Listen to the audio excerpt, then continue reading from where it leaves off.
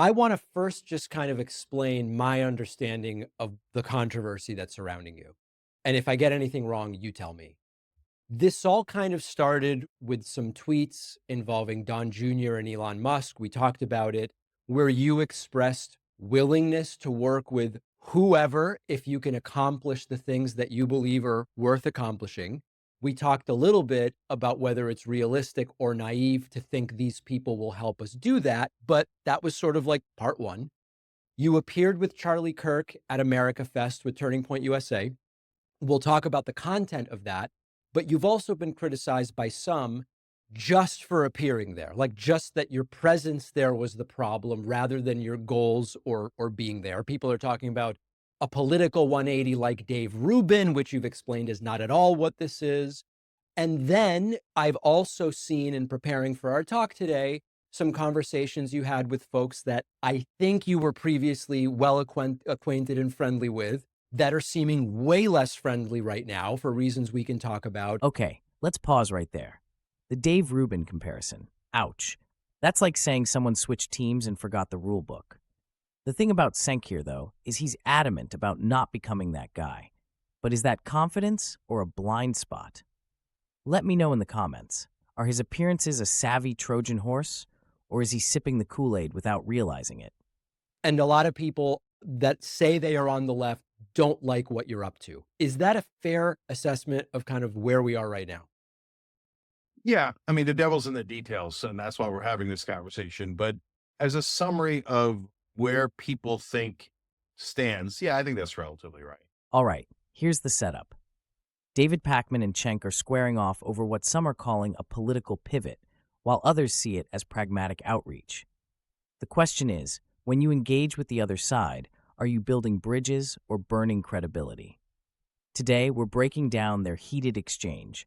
No fluff, just sharp analysis on what this means for the left, the right, and the future of political strategy. Let's dive in and see who's holding the winning hand, or if both are playing a dangerous game. Here's my view after, knowing you for, I think 16 or years or something like that at this point, reviewing the appearance, reviewing everything you've said.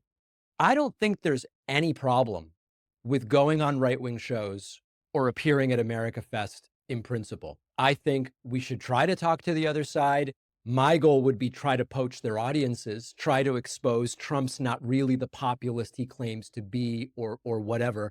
I think there's no issue there whatsoever.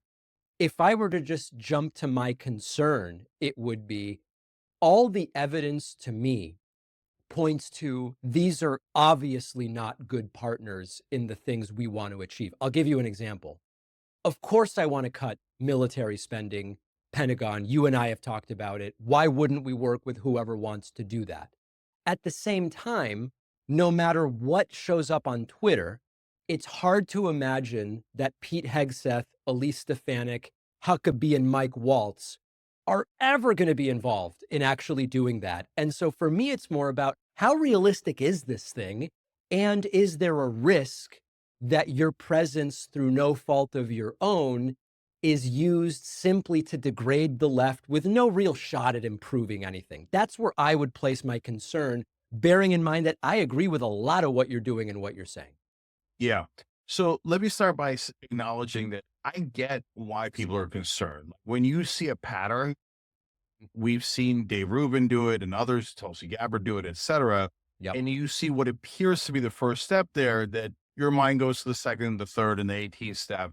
And so like, if you're on the left and you're just see us doing this peripherally, or you hear it on a different show and they showed you a 15-second clip or something, I get why you'd be concerned. Yep. Now, I've been as clear as anyone could possibly be that that is not the path we're taking. Kind of tore Dave Rubin's head off. Piers Morgan suggested that we make up. I've got no interest in that. And what's hilarious is people tune in to the Art Church live at 6:00 Eastern every day, and they go, "Wait, I don't get it. Where's the right wing turn?" They're saying things that are like super progressive, populist, left wing. What the hell are these guys talking? Right? So I would ask you to not believe people with different incentives. What's really interesting, David, is that when I go on right wing shows and other comments, tons of comments that I get is, wait a minute, I think right wing media lied to me. That's right wingers saying it because Hmm. they say, I just saw like 15-second clip of you saying something outrageous or something that I totally disagree with that they view to be outrageous, right? But when I see you in a conversation, the left is not at all what I thought it was, right? Because the right wing shows have historically have framed the left as the most extreme, that everyone on the left thinks that, fill in the blank, that we should release all the prisoners and not, do anything about crime and whatever thing you could imagine that's the most extreme thing on the left. Almost all the right wing previously believed that was the entirety of the left. Everyone who voted for Biden, Kamala Harris, etc. So when they see us doing this, they're like, oh, wow. And that's ironically now the left wing shows are doing the same thing as the right wing shows did. Show 15-second clip and go, you see a slight disagreement there. Oh, that's it. He's a Nazi, he's fascist, etc. So I understand people who are misled by it, right? Yeah. Okay. Now, when you get to the real things that you're talking about, David, so how did this start? And what am I seeing that others aren't seeing potentially? So it started when I started running against Biden in the primary just to try to knock him out. You remember, of course, that.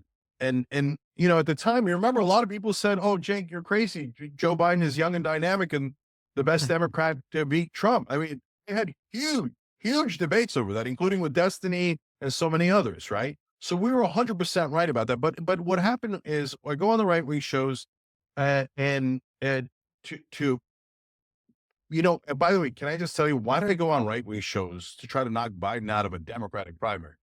Because mainstream media never pays attention to the left.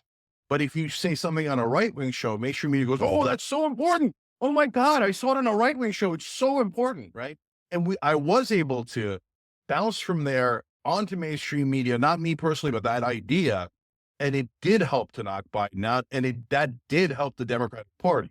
So if Kamala had run a better campaign, or if she just finished running a better campaign, we would have been able to beat Trump, et cetera. But so what I started seeing though, when I went on there is, wait a minute, this right wing base is not the same base that it was before. And David, by now I figured out why. Okay. Because in the old days, they only watched Fox News. So you couldn't talk to them. They were Fox News talking point machines, right? I heard from Sean Hannity that corporate tax cuts help the middle class. No, they don't. What are you talking about? Right. But now they're getting their news not from angels, but they're getting their news from dozens of different shows. And some of them are anti-war, some of them are still pro-war, some are this, some are that. And now what I'm seeing in the right wing is they've begun to open up their mind in a way that we are not familiar with. So when I go and tell the left wing, no, they're beginning to open their mind, they think of the past and they think, oh, hell no. This guy's got to be the biggest sucker on planet Earth. Is super naive. All the right wingers I've known my whole life never have open minds.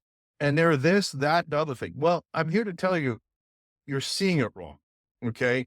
And there's a lot of populists in those hills. But because they're right wing populists doesn't mean they agree with us on everything. It doesn't mean that they are going to turn around and be like, oh my God, you're right. We should have full trans rights. No.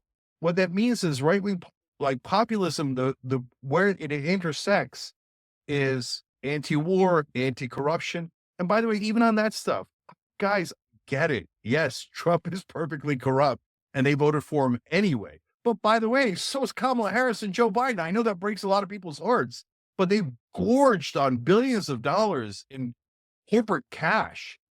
Establishment Democrats and establishment Republicans invented corruption, right? And they bathed in corruption. So yeah, of course, Trump is also corrupt, but at least that base has an instinct of being anti-corruption. And so then when I go on the shows, I say, hey guys, for example, Elon Musk, remember he's a donor. He's Trump's largest donor.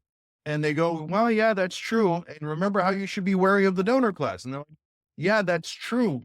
In the old days, David, they wouldn't have said that's true. They would have been like, no way, our donors are angels and they're the greatest thing on earth.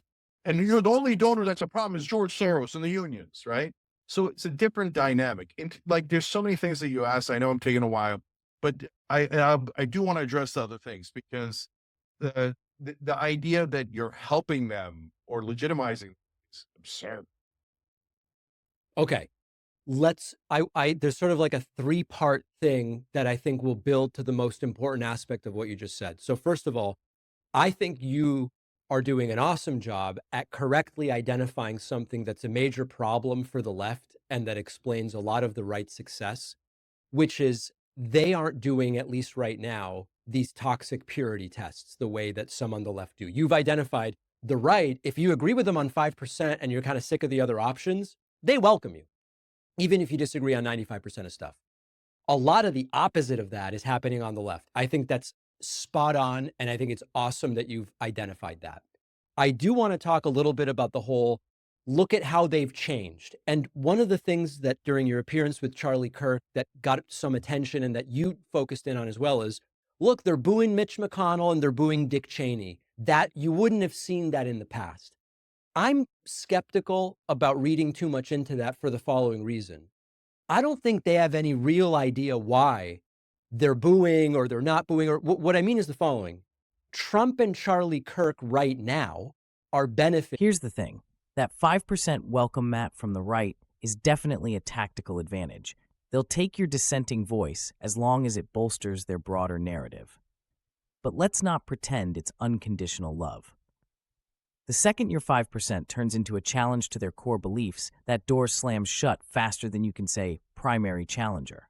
As for the boos aimed at McConnell and Cheney, yeah, I get the skepticism. It's easy to see this as surface-level theatrics, a branding exercise to distinguish the MAGA faction from the establishment. But here's the kicker. Even if they're booing without fully grasping why, the act itself reflects a deeper shift in the party. It's less about policies and more about vibes. Anti-establishment posturing is the currency now, and loyalty is fickle. So you're absolutely right that this crowd could cheer McConnell next week if the script flips. But the real question isn't who they're booing or cheering, it's why their allegiance is so easily swayed. That's the danger of populist rhetoric. It's loud, it's passionate, but it's not always rooted in principles. Thoughts? We got him back, guys. I don't think there's anything real about that. I think it's just something that they've decided we're going to say to create a distinction, whether there is a difference or not. So I'm worried about reading too much into they booed McConnell, because next week they'll cheer him if someone says to Trump, now we cheer McConnell. You may agree, you may disagree. Let me then do the part three of kind of where my mind is on this. I would argue that whether or not they cheer McConnell or whatever, even if we agree about the problem, the risk of the populist rhetoric as a uniting force is that the solutions are different, even if we agree on the problem. So I'll give you an example. You, I, some of the people at AmFest, we're worried about the power of the establishment and elites, the recalcitrant centers of power that are corrupt, and we're sick of them and all of that. We would identify the problem with almost the exact same language that the crowd at AmFest would. The problem is when you say, okay, left-wing populist, what's your solution? We talk about social democracy, curbing corporate power, using regulations. They will still say the solution is tax cuts for the rich and corporations and all the same stuff. So my instinct is, and tell me if I'm wrong. I want to hear, I'm open to having my mind change. My thought is, even if we really were in agreement about the problem, once we get to solutions, we're not even at all on the same page.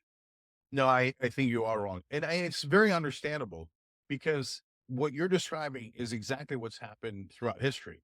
Okay. So it's the media political ecosystem that we all grew up in. So again, that's why I understand people's concern. Like, whoa, wait, no way. All the Republicans I've known my whole life are immovable. And all they're ever going to do is corporate tax cuts and tax cuts for the rich. So here's where it's really important to do nuance and understand the new landscape. Okay, tell me. So first of all, on Mitch McConnell and Dick Cheney, no, they loathe them. You guys are wrong thinking that it's a trick. I've now talked to hundreds, maybe thousands of MAGA guys. They're not, forget the hosts. When I talk to the individuals, the actual voters, the base, they have no incentive to lie. Have you ever met a MAGA guy? Yeah. I don't think they're lying. I just think it's been several years of MAGA saying we don't like these guys, so they're on board. But if that changes, they'll just change their minds. No, they won't. So let me explain why I think that they won't. Okay. So look, in the beginning, it starts exactly as you're saying, which is Trump goes, I don't like Mitch McConnell for whatever crazy reason popped into his head at the time. Yep. And his ex-wife is Coco Chow, and with these weirdo racist things against Elaine Chao. Yep. Now that I like Elaine Chao, I think she's terrible establishment figure, but you don't need to go racist on it. Yeah. So, The problem isn't that she's Asian. yeah, that's what the problem. So, so I know where it started, and so you're Yep. not wrong about that. But now they genuinely hate the corruption, and they could explain. So when I say like, oh, Mitch McConnell, they don't. When I get into the longer discussions, AmericaFest was really tiny, right? You get into a 3-hour conversation on Patrick Bet-David or Tim Poolshaw or whatever. They all go, no, no, no. I know he takes $1 billion from corporate donors and serves corporate donors. For the last 10, 20 years, as you know, definitely not 10, longer, 15, 20 years, as you know, my main thing is get money out of politics and the corruption, bring back democracy. And so whenever I talk to Democrats and I told them, well, Nancy Pelosi taking $1 billion is also corruption. They go, no way, she's an angel and you're a monster for saying that. And whenever I went to talk to the right wing, they'd say, yeah, Pelosi's terrible, but Mitch McConnell's an angel and you're a monster for saying he isn't. Now, when I go to the right wing, they go, no, you're totally right. And it's not just because he's opposed to Trump. It's because of the money that he takes from this donor class. Okay. So, and Dick Cheney, they genuinely hate the wars. They don't want wars. And that I know that is so fundamentally different than the Republican Party we grew up with that loved wars. Right. So now when you go to the Hegseths and the Stefaniks of the world, David, Yep. that's where you get into a really interesting dynamic. Now, in the beginning, Trump is not his base. Trump's not going to come out and go, oh my God, guys, I've seen the light, right? And I'm not going to serve Elon Musk or Miriam Adelson or Tim Mellon or any of these guys or the oil companies. No, what's he doing? He's saying drill, baby, drill, because the oil companies gave him a ton of money. He gave a domestic policy to Elon Musk and foreign policy to Miriam Adelson. So why does Stefanik and Hegseth and all those guys, they're hardcore. Mike Wall's a giant neocon. Yeah. Why are they in the Trump administration? Because Trump's doing what every politician does, kissing the ass of his donors. And that's how he's going to start. And if his base doesn't challenge him, that's how he's going to end. Did the base challenge him last time? Like, what evidence do we have this time they'll challenge him? So that's what I'm getting to. So there you have it, a clash of strategy, ego, and what it means to fight the good fight. Are we witnessing a masterclass in political judo, or is this just another chapter in the playbook of naivete? One thing's for sure, everyone's got an angle, but who's playing chess and who's just rearranging checkers? Thanks for watching. If you enjoyed this, make sure to like, comment, and subscribe for more bold and unapologetic content.